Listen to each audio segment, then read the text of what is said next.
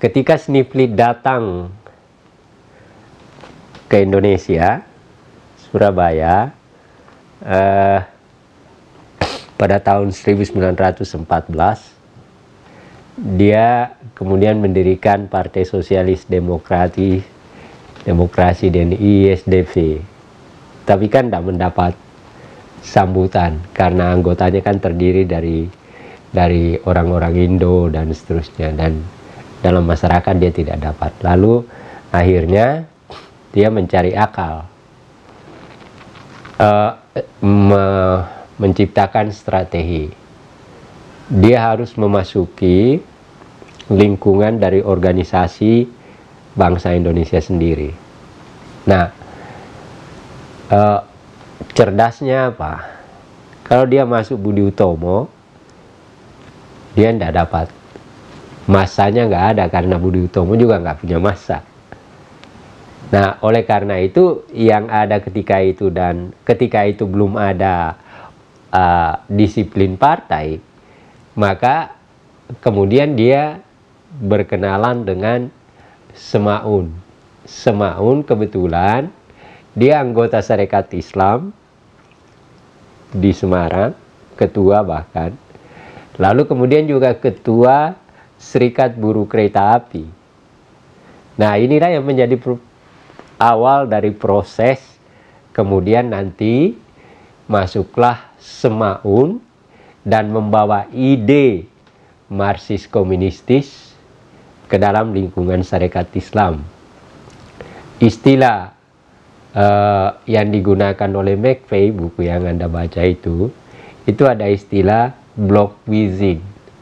Jadi kekuatan Marxis di lingkungan Sarekat Islam membentuk blok tersendiri, blok di dalam lingkungan itu, dan itu yang terus melakukan propagandanya. Nah, Cokroaminoto menerima tidak oleh karena dia adalah seorang komunis atau orang yang cenderung, tapi ini merupakan suatu bagian dalam proses perkembangan Sarekat Islam sebagai sebuah organisasi yang berniveau nasional, kan itu. Nah, lalu kemudian dalam perkembangannya kemudian sampai dengan tahun 20 ternyata kekuatan blok komunis makin berkembang. Nah, oleh karena terjadi pertentangan misalnya dalam kongres di Bandung tahun 19 itu, Semaun mengkritik persoalan kapitalisme dalam negeri. Nah, Semaun mengecam itu, tetapi Cokroaminoto sebaliknya tidak. Kapitalisme bagi pribumi nggak apa-apa, tapi bagi Semaun apapun bentuk kapitalisme itu adalah lawan daripada komunisme, kan gitu.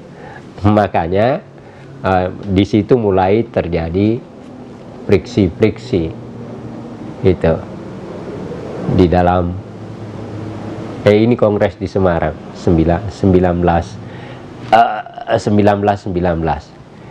Nah, tetapi catatan kongres, ada satu hal yang yang harus dicatat juga. Kongres pertama, Kongres Sarekat Islam 1916 di Bandung, itu ada satu hal yang harus diingat oleh masyarakat, bahwa orang pertama yang mengatakan bahwa Indonesia akan menganut sistem demokrasi karena demokrasi itu adalah sesuai dengan Islam, itu Cokroaminoto. Itu dikatakan dalam kongres. Dia katakan begini, Dia meminta agar supaya pemerintah kolonial Belanda memberi kesempatan kepada bangsa rakyat Indonesia untuk menciptakan pemerintahannya sendiri.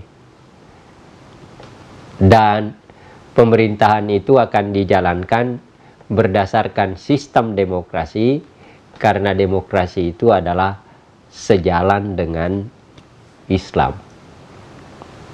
Itu Cokroaminoto. Sebelum orang lain bicara tentang itu, beliau yang sudah bicara.